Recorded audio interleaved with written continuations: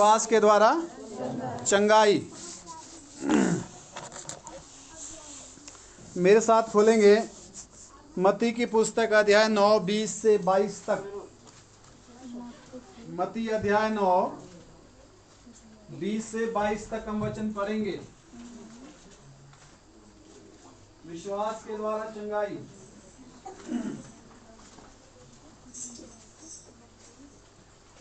मत्ती अध्याय 20 अध्याय, जिसके पास मिलाओ पढ़ें।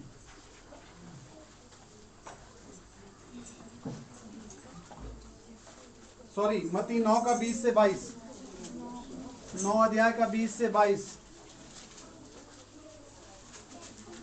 अध्याय 9 20 से 22 वचन। और देखो, एक स्त्री ने जिसको 12 वर्ष से लहू बहने का रोग था। लिखा है, देखो एक स्त्री जिसको 12 सालों से खून बहने का रोग था, पीछे से आकर उसके वस्त्र के आंचल को छू लिया। उसने पीछे से आकर यीशु मसीह के वस्त्र को छू लिया, क्योंकि वो अपने मन में कहती थी, क्योंकि वो अपने मन में ये कहती थी, यदि मैं उसके वस्त्र ही को छू लूं, यदि मैं उसके वस्त्र को ही छू लूंगी तो चंगी हो जाऊंगी। तो मैं चंगी हो जाऊंगी। उसने वो अपने मन में कहती थी, अपने मन में कहती थी कि यदि मैं उसके वस्त्र को ही छू लूं तो मैं चंगी हो जाऊंगी, क्योंकि उसको विश्वास था। उसको क्या था? उसको विश्वास था कि मैं वस्त्र को ही छूने से चंगी हो जाऊंगी। आपका विश्वास आपको चंगा करता है। आपका विश्वास आपको चंगा करता है। जब आप परमेश्वर पर, प्रभु यीशु पर विश्वास करते हैं, उसने कहा कि मैं पीछे से वस्त्र को छू लूं। अपने मन में कहती थी वो कि यदि मैं, मन में हम क्या कहते हैं? मन में हम वही कहते हैं जो हम विश्वास करते हैं। मन में कहना और जुबान में कहना, इसमें फर्क है। मन में हम अपने से कहते हैं। किससे कहते हैं? अपने आप से। आप कभी अपने आप से कहते हैं? मन में कहते हैं, अपने ऐसे बात करना अंदर से, ऐसा होगा, वैसा होगा, कैसा होगा, क्या है, इस तरह हम अपने में बात। लिखा है कि वो मन में कहती थी कि यदि मैं उसके वस्त्र को छू लूं तो मैं चंगी हो जाऊंगी। हालेलुया। वो अपने मन में कहती थी, इसलिए वो चंगी हुई, क्योंकि उसको यीशु मसीह के पास जाने से ही पहले, उसके पास जाने से के पहले से ही विश्वास था कि यदि मैं वस्त्र को छू लूं उसके तो मैं क्या हो जाऊंगी? चंगी हो जाऊंगी, मैं चंगी हो जाऊंगी। हालेलुया। हो गया पूरा? यीशु ने फिर कर उसे देखा। हाँ, यीशु मसीह ने फिर कर उससे देखा और कहा, और उसको कहा, पुत्री ढांढस बांध, पुत्री ढाढ़स बांध, हिम्मत बांध। तेरे विश्वास ने तुझे चंगा किया है। किसने चंगा किया? किसने चंगा किया? तेरे विश्वास ने। लिखा है, तेरे विश्वास ने तुझे चंगा कर दिया। वो स्त्री उसी घड़ी चंगी हो गई। वो स्त्री उसी घड़ी चंगी हो गई। उसी घड़ी चंगी हो गई, क्योंकि अपने मन में कहती थी कि यदि मैं उसके वस्त्र को ही छू लूं तो मैं चंगी हो जाऊंगी। आपका विश्वास और आपका शक आपसे बातें करते हैं। आपका विश्वास और आपका शक आपसे बातें करते हैं। हालेलुया। शक के द्वारा शैतान को मौका मिलता है और विश्वास के द्वारा परमेश्वर के कार्य होते हैं। अब आपके अपने मन में आपने क्या संभाल कर रखा है? कुछ आज भी प्रभु में जो लोग हैं, जो चर्च में लोग आते हैं, आज भी वो अंधविश्वास के यानी के शिकार हैं। आज भी वो संदेह के शिकार है। आज वो डाउट करते हैं। आज भी शक में जीते हैं वो लोग। इसलिए परमेश्वर की आशीषों को नहीं प्राप्त कर सकते। क्योंकि लिखा है कि संदेह करने वाला समुद्र की लहर के समान है, जो हवा के साथ जो उछाली जाती है। वो ये ना सोचे मन में कि उनको कुछ परमेश्वर से मिलेगा। उनको परमेश्वर से कुछ नहीं मिलेगा। पर इस औरत के अंदर विश्वास था। लिखा है कि वो अपने ही मन में कहती थी कि यदि मैं उसके वस्त्र को ही छू लूं तो मैं चंगी हो जाऊंगी।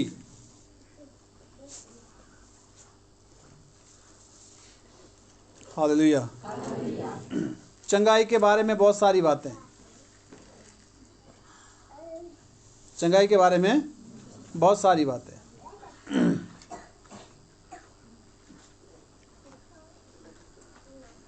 हम इसमें देखेंगे।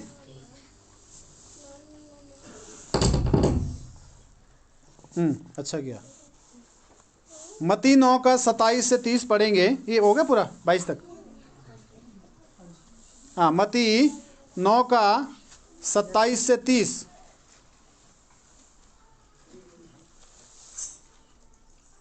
जब यीशु वहां से आगे बढ़ा तो दो अंधे उसके पीछे यह पुकारते हुए चले, हे दाऊद की संतान, हम पर दया कर। लिखा है जब यीशु आगे बढ़ा तो दो अंधे उसके पीछे यूं पुकारते हुए चले कि हे दाऊद की संतान, हम पर क्या कर, दया कर। आगे। जब वो घर में पहुंचा तो वे अंधे उसके पास आए। हाँ, जब वो घर पहुंचा तो अंधे उसके पास आए। और यीशु ने उनसे कहा, हाँ, क्या तुम्हें विश्वास है कि मैं यह कर सकता हूँ? यीशु ने उनको पूछा, क्या तुमको भरोसा है कि मैं ये कर सकता हूँ? आगे। उन्होंने उससे कहा, हाँ प्रभु। तब उसने उनकी आंखें छूकर कहा, तुम्हारे विश्वास के अनुसार तुम्हारे लिए हो। हाँ, यीशु ने क्या कहा? तुम्हारे विश्वास के अनुसार तुम्हारे लिए हो। तुम्हारे विश्वास के अनुसार तुम्हारे लिए हो। आगे। उनकी आंखें खुल गई। उनकी आंखें क्यों खुली? यीशु ने कहा तुम्हारे विश्वास के अनुसार तुम्हारे लिए हो जाए। जब आप किसी बात पर मन में, किसी चीज़ के लिए मन में विश्वास करते हैं, आप उसके बाद उसके असर को देखना शुरू करते हैं। जो आप मन में सोचे हैं वही आपको दिखाई देगा। जो आप मन में रखे हैं उसी के अनुसार आप जीवन जीना शुरू करते हैं। मन में विश्वास। उसने कहा क्या तुम विश्वास करते हो कि मैं ये कर सकता हूँ, यानी कि मैं तुमको चंगाई दे सकता हूँ? उन्होंने कहा हाँ प्रभु, हम विश्वास करते हैं। और उसने कहा कि तुम्हारे विश्वास के अनुसार तुम्हारे लिए हो जाए। आगे। यीशु ने उन्हें चिताकर कहा, सावधान, कोई इस बात को ना जाने।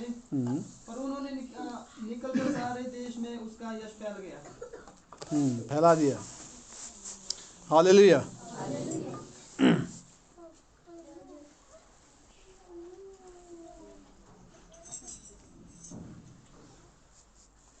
मरकुस 6 का 13 पढ़ेंगे।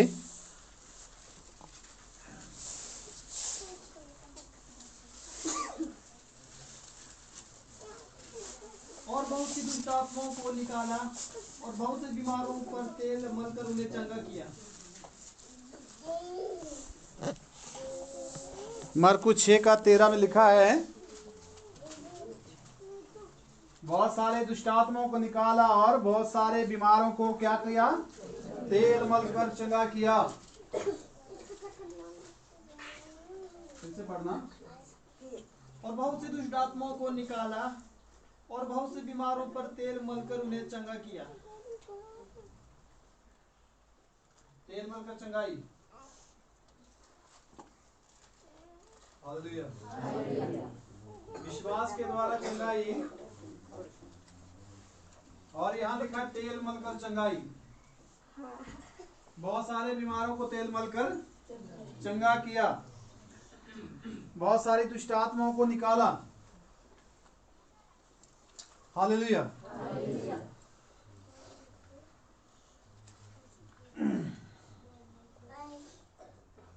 याकूब की पुस्तक अध्याय 5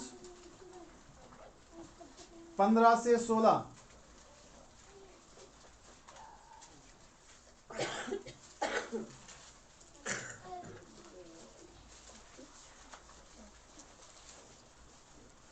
पांच का 15 से 16। और विश्वास की प्रार्थना के द्वारा रोगी बच जाएगा। क्या लिखा है? किसके द्वारा? विश्वास की प्रार्थना के द्वारा रोगी बच जाएगा। और प्रभु उसको उठाकर खड़ा करेगा। कैसी प्रार्थना के द्वारा? कैसी प्रार्थना के द्वारा? विश्वास की प्रार्थना। हालेलुया। लिखा है विश्वास की प्रार्थना से रोगी बच जाएगा।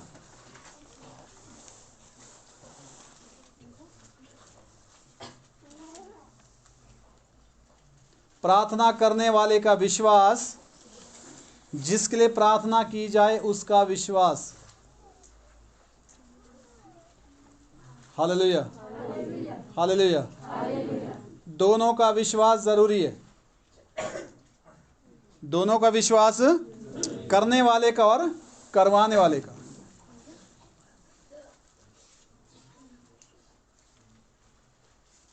हालेलुया। जो प्रार्थना करता है उसको विश्वास होना चाहिए, जो करता है, और जो जिसके लिए की जाती है उसका भी विश्वास होना जरूरी है। विश्वास की प्रार्थना के द्वारा रोगी बच जाएगा। आगे, परमेश्वर उसको उठाकर खड़ा करेगा। हाँ, और यदि उसने पाप भी किए हो तो उनकी भी क्षमा हो जाएगी।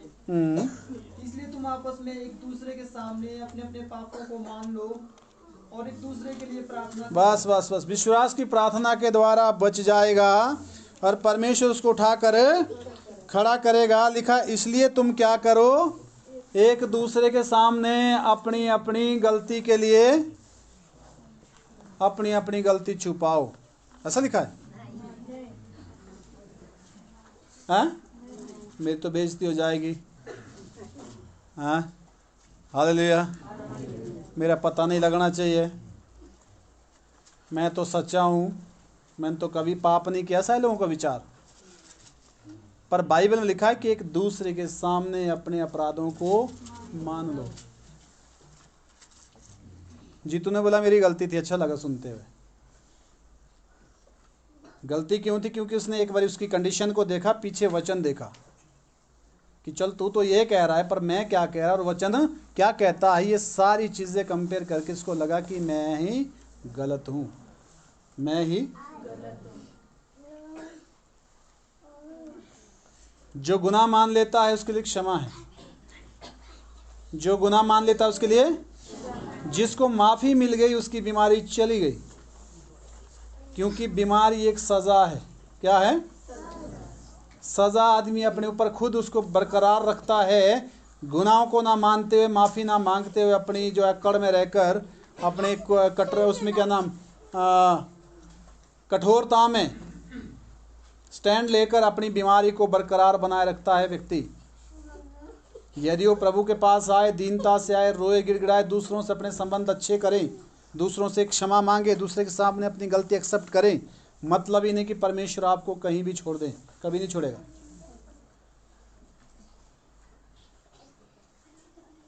हालेलुया।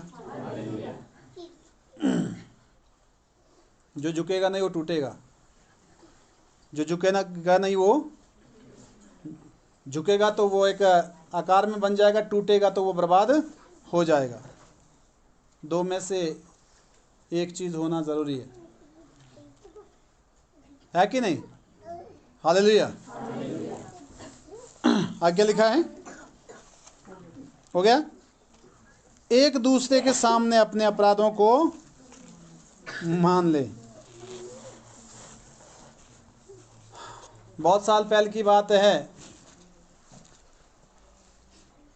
मेरी मिसेज को एक बीमारी तो नहीं थी, बड़ी तो नहीं थी, मतलब कुछ ऐसी बीमारी थी जो लंबे साल से चली थी, जानलेवा तो नहीं थी। हालेलुया। आज यहाँ होती तो आपके सामने पूछ लेता। तो किसी से औरत से उसको दिक्कत थी ऐसे बिना कारण, तो मैंने बोला तू माफ़ी मांग ले एक बारी, तू चंगी हो जाएगी। उसने नहीं सुना। 4 साल हो गया। कितना? 4 साल का समय। बहुत बारी रोना, ये करना। मैं कहा मेरे पास मत कुछ बोल, डॉक्टर से मैंने बहुत इलाज करवा दिया है, जिस दिन तुम माफ़ी मांगेगी उस दिन तू ठीक हो जाएगी। 4 साल के बाद उसने बड़े मुश्किल से हिम्मत कर दी। हालेलुया। जाके माफ़ी मांगी और उसी दिन उसका रोग गायब हो गया। ये सच्चाई है, कभी पूछ लेना पीठ के पीछे। 4 साल के बाद, क्योंकि हमने ये चीज़ें प्रैक्टिकल देखी है। हमने ये चीज़ें प्रैक्टिकल देखी है। उस समय हम नए नए विश्वासी थे। 4 सालें हुई थी, यानी कि नए बोलेंगे फिलहाल। 4-5 साल में आदमी को कितना समझ आता है। आज 21 साल से ऊपर हो गया है लगभग। हालेलुया। मैंने खुद इस बात को प्रैक्टिकली महसूस किया है। कई बार मुझे भी इस तरह की दिक्कत आई, पर मैं कोशिश ये करता हूँ कि मैं जल्दी से जाके आदमी से माफ़ी मांग लूँ, क्योंकि उससे वो बड़ा नहीं है। हालेलुया। बड़ा कौन है? क्षमा करने वाला। और क्षमा करने वाला कौन है? यीशु मसीह। कौन है? कौन है वो? अगर आपके अंदर यीशु है तो आप कभी भी क्षमा करने में और क्षमा मांगने में देरी नहीं करेंगे। हालेलुया। जो क्षमा नहीं करता और क्षमा नहीं मांगता, वो अपनी आशीषों को रोकता है, वो अपनी चंगाई को रोकता है।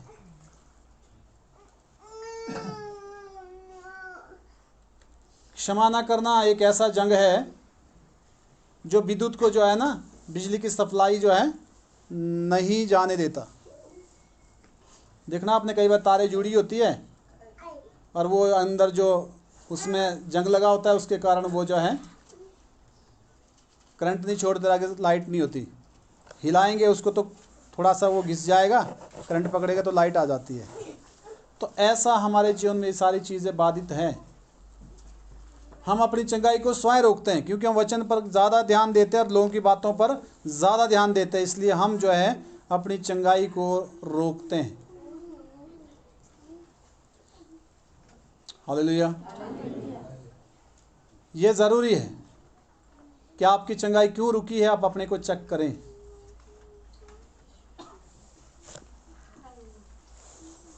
आमीन।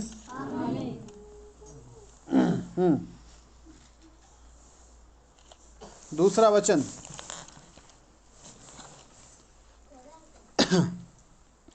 दूसरा इतिहास 7 अध्याय का 14 वचन पढ़ेंगे। दूसरा इतिहास 7 का 14।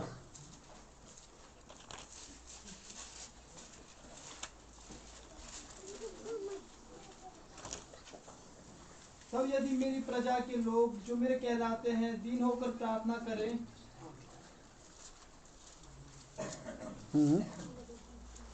और मेरे दर्शन के खोजी होकर अपनी बुरी चाल से फिरे, तो मैं स्वर्ग में से सुनकर उनका पाप क्षमा करूंगा।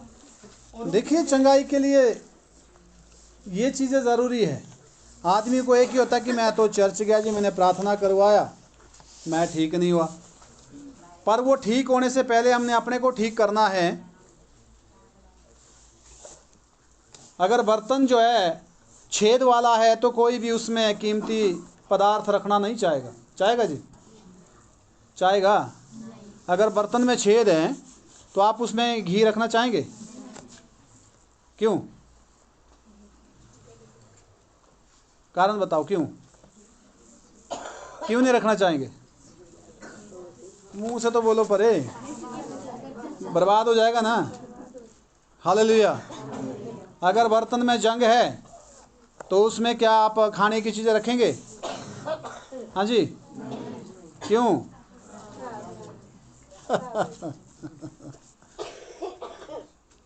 हालेलुया। जय मसीह की। हो गया पूरा? हाँ, पढ़िए। और उनके देश को ज्यों का त्यों कर दूंगा। लिखा है, पहले थोड़ा शुरू से पढ़िए। तब यदि मेरी प्रजा के लोग लिखा है तब यदि मेरी प्रजा के लोग जो मेरे कहलाते हैं, दीन होकर प्रार्थना करें, लिखा है नम्र होकर दीन होकर प्रार्थना करें, और मेरे दर्शन के खोजी होकर, मेरे दर्शन के यदि वो खोजी हो जाएं, अपनी बुरी चाल से फिरे, अपनी बुरी चाल से फिरे, तो मैं स्वर्ग में से सुनकर उनका पाप क्षमा मैं स्वर्ग में से सुनकर उनका पाप माफ कर दूंगा। दीन होकर प्रार्थना करें। मैं बहुत सारे बीमारों के लिए रोया, उनके परिवार वाले शायद बाद में रोए होंगे, मैं पहले ही रोया उनके लिए, और प्रभु ने कभी भी मेरे आंसुओं को व्यर्थ नहीं जाने दिया। जहाँ जहाँ मैं रोया वो लोग बड़े अद्भुत रीति से चंगे हुए। हालेलुया, आमीन। अपने लिए तो सब रोते हैं, पर कभी दूसरे के लिए रो के देखना। परमेश्वर आपको बहुत बड़ी आशीषों से आशीषित करेगा। जब आप दूसरे के दर्द को समझेंगे तो इसका मतलब यीशु आपके अंदर है। यीशु आपके अंदर है, वही तो दर्द समझ रहा है। मनुष्य दूसरे मनुष्य का आज तो नाम सुनने को राजी नहीं, दर्द समझना वो उसके लिए रोना तो बड़े दूर की बात है। इतना नफरत से भर गया इंसान, शैतानी विचार इतना जो है अंदर गहराई से बच चुका है बहुत लोगों के अंदर। वचन सुनने के बावजूद भी उन लोगों में कोई परिवर्तन नहीं होता, क्योंकि परिवर्तित होना ही नहीं चाहते। परमेश्वर कभी किसी के साथ ज़बरदस्ती नहीं करता। हालेलुया। लिखा है दीन होकर प्रार्थना करें और मैं स्वर्ग में से सुनकर उनके पाप को क्षमा करूंगा और उनको क्या लिखा, उनके देश को चंगा कर दूंगा। ज्यों का त्यों मतलब अच्छा करूंगा, चंगा कर दूंगा। आमीन, हालेलुया। जरूरी नहीं कि बीमारी से चंगाई, आत्मिक चंगाई भी है, शारीरिक चंगाई अलग है। अगर आप आत्मा में उदास है, परेशान है, निराश है, तो भी तो आप कहाँ चंगे। जरूरी थोड़ी कि आपके पेट पीठ दर्द या टांग दर्द की बीमारी को उससे चंगाई चाहिए। हालेलुया। कहीं भी आपकी आशीष है रुकी है किसी भी कारण, तो उसके लिए बाधित आप स्वयं हैं, क्योंकि आदमी परमेश्वर के वचन को गंभीरता से नहीं लेता। अगर डॉक्टर के पास बीमार जाता है तो डॉक्टर दवाई तो देता है, परंतु दवाई के साथ साथ वो परहेज भी बोलता है, नहीं बोलता। यदि उसको टाइफाइड है किसी व्यक्ति को और वो दवाई खा रहा है, साथ में ठंडे पानी में डुबकी लगा रहा है, तो कितना जल्दी ठीक हो जाएगा, जल्दी ठीक हो जाएगा। कहीं ना कहीं जो है उसमें आपकी आशीषें हैं। हालेलुया। इसके लिए आदमी को खुद गंभीर होना पड़ेगा। मैं गारंटी के साथ कहता हूँ, यीशु के नाम से कोई भी बीमारी इतनी बड़ी नहीं जिसको प्रभु ठीक नहीं कर सकता। वो मुर्दे को ज़िंदा कर सकता है। वो 4 दिन के मुर्दे को जो दफनाया गया, उसको लाजर को खड़ा कर दिया, जो आधा शरीर शायद उसका सड़ भी गया होगा, पूरा भी हो सकता है सड़ गया हो, परंतु यीशु ने उसको कहा लाजर बाहर आ जा। मर तो गया ही था वो। हालेलुया। प्रभु सब कुछ कर सकता है, प्रभु, पर हम नहीं बदलने को तैयार होते।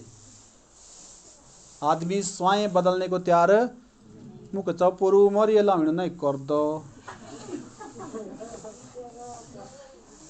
तितकु मराव पुरु, मौत को गला लगा देगा, वो जीवन को जो है नकार देगा।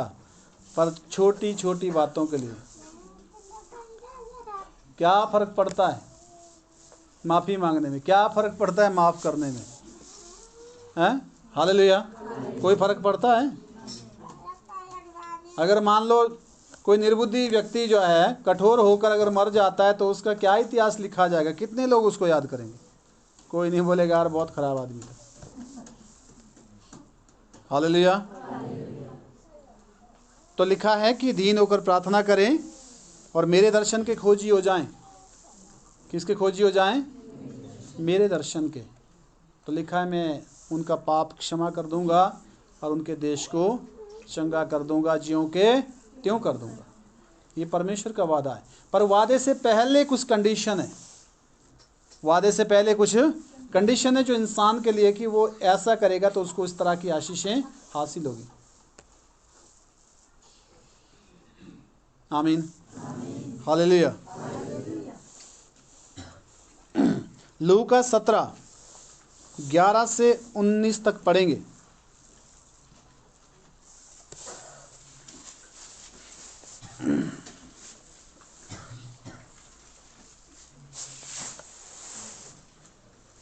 ऐसा हुआ कि वह यरूशलेम जाते हुए सामरिया और गलील के बीच से होकर जा रहा था। किसी गांव में प्रवेश करते समय उसे 10 कोढ़ी मिले। उन्होंने दूर खड़े होकर ऊंचे शब्द से कहा, हे यीशु, हे स्वामी, हम पर दया कर। उसने उन्हें देखकर कहा, आओ और अपने आप को याजकों को दिखाओ। और जाते वे शुद्ध हो गए। तब उनमें से एक यहूदी देखकर कि मैं चंगा हो गया हूँ, ऊंचे शब्द से परमेश्वर की बड़ाई करता हुआ लौटा और यीशु के पांव पर मुंह के बल गिरकर उसका धन्यवाद करने लगा। और वो सामरी था। इस पर यीशु ने कहा, क्या 200 शुद्ध ना हुए? तो फिर वे 9 कहाँ हैं? क्या इस परदेशी को छोड़ कोई और ना निकला जो परमेश्वर की बड़ाई करता? तब उसने उससे कहा, उठकर चला जा, तेरा विश्वास ने तुझे चंगा किया है। हालेलुया। कितने कोढ़ी मिले यीशु को? कितने कोढ़ी मिले? वापस कितने आए? 10 लोग आएंगे चर्च में, परंतु एक ही बना रहेगा। चंगाई सबको मिलेगी और कुछ लोग भाग जाएंगे। पर एक बारी की चंगाई उनको मिली है, आगे उनके बारे में कोई खबर नहीं। हालेलुया। तो आज इस तरह के बहुत लोग हैं 10 कोढ़ियों की तरह। चंगाई तो चाहते हैं, परंतु वापिस आकर परमेश्वर की महिमा करना नहीं चाहते। यीशु ने पूछा कि 9 कहाँ गए? एक व्यक्ति वापिस आया, उसने परमेश्वर की बड़ाई की और वो सामरी था। और उनको बताया कि जाके गांव में याजक के पास अपने हाथ को दिखाओ, हाथ और पाँव को, जहाँ कोढ़ लगा था। गांव में प्रवेश नहीं कर सकते थे वो, क्योंकि गांव में अगर कोढ़ी प्रवेश करता था उसके ऊपर गांव वाले पथराव करते थे, उसको मार देते थे। तो कई बार परमेश्वर हमको ऐसी बातें करने के लिए बोलता है जिससे हम डरे हुए होते हैं, जिससे हम हालेलुया। विश्वास करना छोटी बात नहीं, जोखिम उठाने को ही विश्वास कहते हैं। अगर जब यीशु मसीह के पीछे पतरस ने पहला पाँव जब पानी में समुद्र में डाला होगा तो उसको कैसा लगा होगा? तो उसने समुद्र की ओर ध्यान नहीं दिया, उसने पूरा प्रभु की ओर ध्यान दिया और बिल्कुल जो है यूं ही चलते चलते नीचे पैर डाल दिया। तो लिखा है कि वो पानी पर चलने लगा। कब तक? जब तक उसका ध्यान यीशु की ओर था। और जब वो पानी में नीचे देखने लगा तो उसको डाउट हुआ, लगा कि है हालेलुया, लिखा है डूबने लग गया। क्या लग गया? डूबने। आमीन। जब तक हम परमेश्वर को देख रहे हैं, उसकी खोज में हैं, तब तक हम सुरक्षित हैं, जब तक उसका हमारा ध्यान उसके ऊपर है। जब हम ध्यान हटा लेते हैं, भटका लेते हैं, तो संकट में पड़ जाते हैं उसी समय। हालेलुया। 10 कोढ़ी गांव में गए। वो क्या गए? जिसको 12 साल से लहू बहने का रोग था वो भी भीड़ में गई। काय में गई? और वो भी लाइलाज औरत थी, उसका इलाज नहीं था। बहुत सारा उसने इलाज करके देखा, तो जो लाइलाज लोग होते थे उनको गांव से निकाल देते थे, उनको गांव में नहीं रहने देते थे। तो गांव में पब्लिक में जाना एक छोटी बात थोड़ी है। बोला मोर दो कहा ना कर दो है। तो इस तरह जो विश्वास है, विश्वास उसी को कहते हैं। आप किसी भी संकट से पार हो जाएंगे आपके विश्वास के कारण, और परमेश्वर उस विश्वास में आपकी मदद भी करेगा। क्या करेगा? पर आप संशय ना करें, डरे ना। अगर आपको लगता है कि इस जगह से संकट है, अगर परमेश्वर का वचन कहता है कि आपने उसी दिशा की ओर जाना है, तो आप बिना संदेह के उस दिशा की ओर बढ़िए और संकट टल जाएगा। परमेश्वर आपकी अगुवाई करेगा वहाँ। पर यदि वो प्रभु ने बोला है, वचन अगर कहता है, अगर आप अपनी मर्जी से उस जगह की ओर बढ़ते हैं तो उसके जिम्मेवार आप हैं। हालेलुया, आमीन। हो गया पूरा? लूका 17 का 11 से 19 पढ़ा। हाँ, मरकुस की पुस्तक अध्याय 11 का 22 से 24। मरकुस अध्याय 11, लिखने वाला लिख लें, बाद में इसको आप लोग रिपीट कर सकते हैं। मरकुस 11 22 से 24 वचन है। यीशु ने उसको उत्तर दिया, परमेश्वर पर विश्वास रखो। मैं तुमसे सच कहता हूँ कि जो कोई इस पहाड़ से कहे तू खड़ जा और समुद्र में जा पड़, और अपने मन में संदेह न करे वरन प्रतिज्ञा करे कि जो कहता हूँ वो हो जाएगा, तो उसके लिए वो वही होगा। हालेलुया। क्या लिखा है? परमेश्वर पर विश्वास रखो। यदि विश्वास के द्वारा अगर ये बता दिए कि पहाड़ टल जाए, हट जाए, लिखा है वो होगा। पर मन में क्या ना करे, क्या ना करे? शक। शक आपके विश्वास को खंडन करता है। शक आपकी चंगाई को खत्म करता है। शक वो जहर है। शक जो है शैतान का एक वो औजार, षड्यंत्र, उसके पास दूसरा कुछ नहीं है। उसके पास है आपके मन में शक डालना, आपको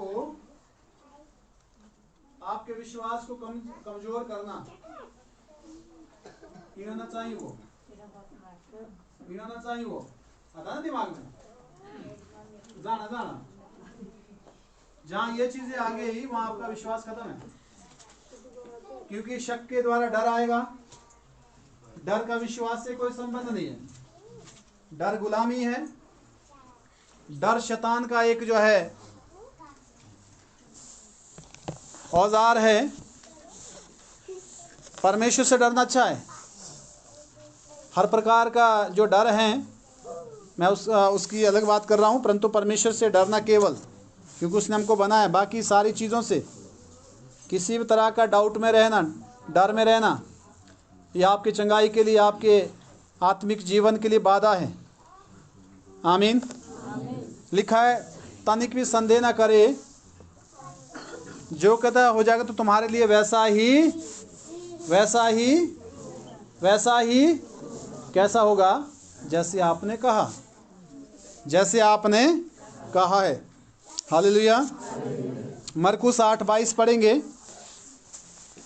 मरकुस 8:22।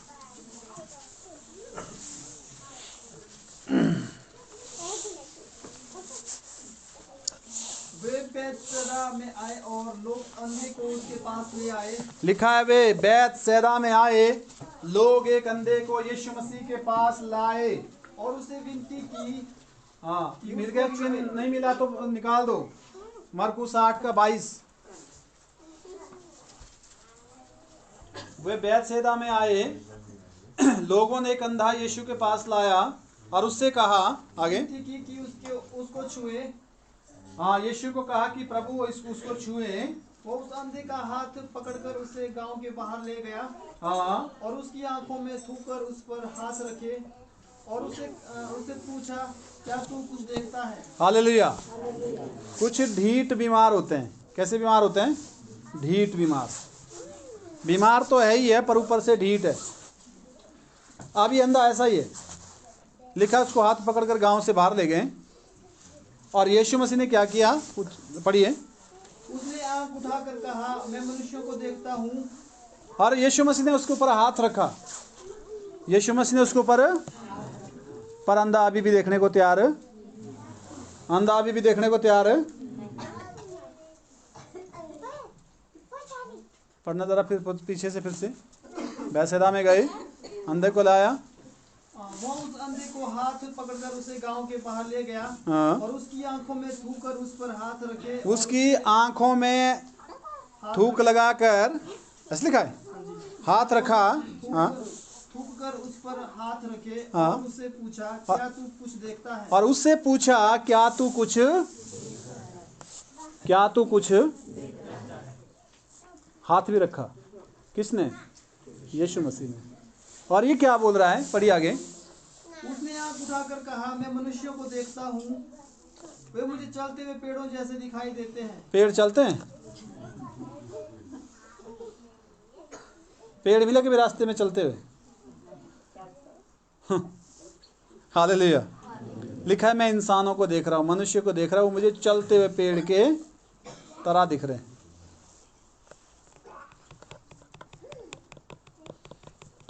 यह है चंगाई रोकने का कारण, आदमी खुद तैयार नहीं है।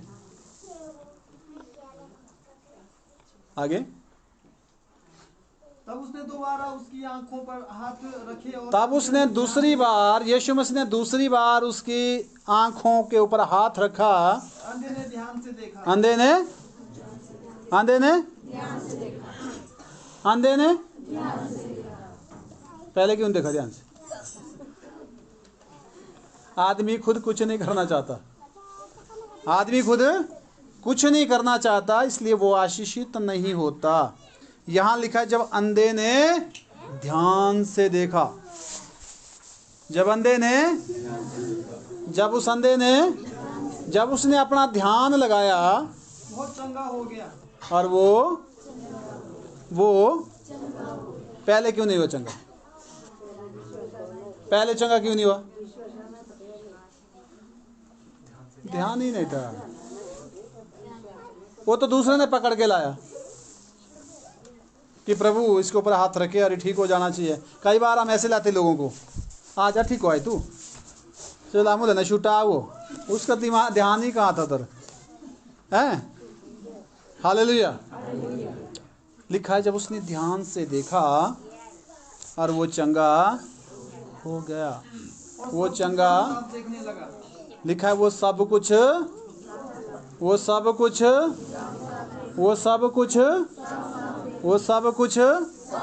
पर कब देखने लगा? जब उसने कोशिश किया, जब उसने जाना मुक्का ना नी दो, हाँ उठ दो खड़ी।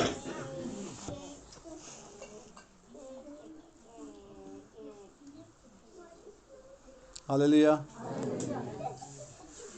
एक कुएं के पास एक व्यक्ति 12 साल से पड़ा हुआ है। कितना? 12 साल से वहाँ। उस कुएं में जाने से लोग चंगे होते थे। समझ रहे बात? पर जब यीशु मसीह 12 साल के बाद उधर से आया, उसने पूछा तू यहाँ क्या कर रहा है? वो कहता है प्रभु चंगा होना चाहता हूँ, पर मेरे से पहले दूसरा उतर जाता है परे कुएं में, और मैं 12 सालों से इंतजारी हूँ। किसकी गलती है? हाँ जी बोलो। 12 साल है, थोड़ा भी किस तरह से थोड़ा ना, 12 साल से नहीं चाहते लोग।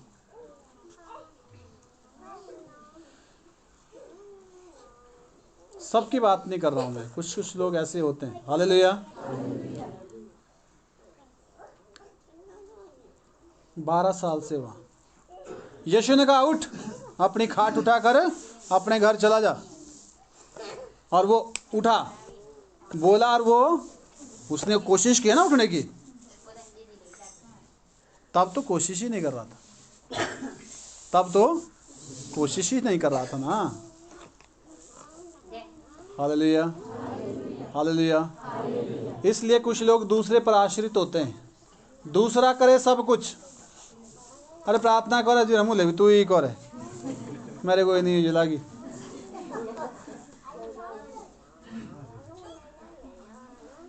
जो प्रार्थना करना नहीं, छोटी सी, अब उसमें क्या, अब खड़ा उठ कर प्रार्थना करना है? नहीं। हालेलुया। होते लोग ऐसे नहीं होते हैं? 2 दिन टाइम आ लगो, टाइम क्यों नहीं लगता? 1 घंटा पहले उठ जाओ, अलार्म भरो, आधा घंटा जो भी आपको प्रभु को जो समय देना उसे दीजिए। प्रभु आपसे बात करना चाहता है, हो सकता है उसी दौरान प्रभु आपसे बात करें। वचन पढ़िए, समय दीजिए प्रभु को। दुनिया की भीड़ से तो फिर वापस आना मुश्किल है ना। हमने भजन गाया ना, जो इसमें फंस गया दुनिया के उस चक्कर में, उसकी वापसी रोएगा, तड़फेगा, चैन नहीं मिलेगा, नाश हो जाएगा। परमेश्वर को पहचानना है। किसको पहचानना है? हो गया पूरा। एक फिर पढ़ेंगे हम,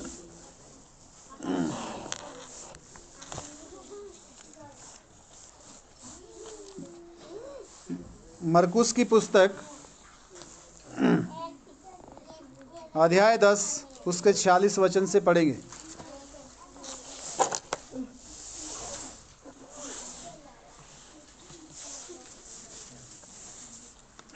वे यरीहो में आए और जब वो और उसके चेले और एक बड़ी भीड़ यरीहो से निकलती थी, तब तिमाई का पुत्र बरतिमाई एक अंधा भिखारी सड़क के किनारे बैठा था। वो यह सुनकर कि यीशु नासरी है, पुकार कर कहने लगा, हे दाऊद की संतान, यीशु मुझ पर दया कर। बहुत ने उसे डांटा कि चुप रहे, पर वो और भी पुकारने लगा, हे दाऊद की संतान, मुझ पर दया कर। तब यीशु ने ठहर कर कहा, उसे बुलाओ। और लोगों ने उस अंधे को बुलाकर उसे कहा, ढांढस बांध, उठ, तुझे बुलाता है। वो अपना कपड़ा फेंक कर शील उठा और यीशु के पास आया। इस पर यीशु ने उससे कहा, तू क्या चाहता है कि मैं तेरे लिए करूं? अंधे ने उससे कहा, हे रब्बी, और कि मैं देखने लगूं। यीशु ने उससे कहा, चला जा, तेरे विश्वास ने तुझे चंगा कर दिया है। वो तुरंत देखने लगा और मार्ग में उसके पीछे हो लिया। हालेलुया। सारी चंगाई में यीशु ने एक ही बात कही, तेरे विश्वास ने तुझे, तेरे विश्वास ने तुझे। तो यहाँ क्या लिखा है? यहाँ लिखा है, वे यरीहो में आए और जब वह और उसके चेले और एक बड़ी भीड़ यरीहो से निकलती थी, तब तिमाई का पुत्र बरतिमाई एक अंधा भिखारी सड़क के किनारे बैठा था। वह यह सुनकर कि यीशु नासरी बैठा था, वो यह सुनकर कि यीशु नासरी है, पुकार कर कहने लगा, हे दाऊद की संतान, यीशु मुझ पर दया कर। कईयों का जो विश्वास है वो कुछ अलग होता है। यहाँ लिखा है कि भीड़ यीशु के साथ थी, लोग यीशु के साथ थे। हालेलुया। पर अंधा सुन रहा है बैठ के, उसको दिखाई तो नहीं दे रहा है, वो सुन रहा है वो यीशु नासरी बोलते हुए। हालेलुया। यीशु नासरी कौन बोल रहे हैं? जो यीशु के साथ चल रहे हैं। यीशु नासरी कौन बोल रहे हैं? यीशु नासरी है। यीशु नासरी की दाऊद की संतान है। नासरी एक कलंकित शब्द है। क्या है? नासरत में बहुत ही खराब लोग रहते थे। नासरत नाम मशहूर था। हालेलुया। वहाँ बहुत खराब लोग रहते थे। वो नासरत में रहा, इसलिए उसका नाम नासरी पड़ गया। यीशु ने खुद नहीं बोला कि मैं नासरी हूँ, वो लोगों ने बताया।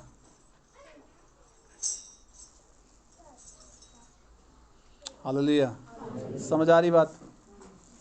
पर अंधा यीशु को पहचानता है, अंधा यीशु को, और अंधा यीशु के पीछे नहीं जा रहा है, वो तो वहाँ बैठा हुआ है। बहुत बारी ऐसी चीज़ें होती है, यीशु के साथ चलने वाले विश्वास नहीं करते, परंतु जो व्यक्ति दूर बैठा है उसका विश्वास उनसे ज़्यादा बड़ा है, और वो पहचानते हैं प्रभु को। प्रभु के साथ चलने वाले नहीं पहचानते। वो चिल्लाने लगा, हे दाऊद की संतान, मुझ पर क्या कर। कौन बोल रहा है ऐसा? कौन बोल रहा है? आगे आगे क्या लिखा है? मुझ पर दया कर। मुझ पर दया कर। बहुतों ने उसे डांटा कि चुप रहे। बहुतों ने उसको, किसने डांटा? जो यीशु के पीछे चल रहे थे। किसने डांटा? किसने डांटा? जोर से बोलो। कई बार चर्च वाले गलत गाइड करते हैं बीमार को। कई बारी यीशु के पीछे चलने का जो दावा करते हैं वो ही गलत गाइड करते हैं बीमार को। कौन बोल रहा है ऐसा? ऐसा कौन बोल रहा है? चुप रहे। जोर से बोलो। जो भीड़ यीशु के पीछे थी वो क्या बोल रहे हैं? ये तेरी, ये तेरी, ये तेरी। क्या हुआ? पढ़िए। पर वो और भी पुकारने लगा। और उसने आवाज को ज्यादा उसने आवाज़ को ज़्यादा जोर से जो है उसने ज़्यादा जोर से बोलना शुरू कर दिया। हे दाऊद की संतान, मुझ पर दया कर। वो उनकी बातों से वहाँ डोमिनेट नहीं हुआ, उनकी बातों से वो उनकी बातों में नहीं आया, और वो ज़्यादा, क्योंकि उसका विश्वास बड़ा था, और वो जो है सीधा जो है यीशु मसीह को, शैतान चाहता है कि आप ये वचन ना सुने, आप हमेशा परेशानी में रहे।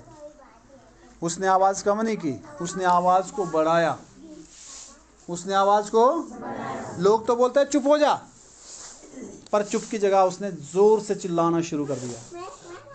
आगे उसने आवाज़ बढ़ाई।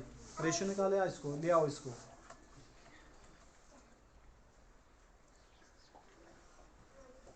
आपके विश्वास को कई बार आपके इर्द गिर्द वाले लोग ही कमज़ोर करते हैं।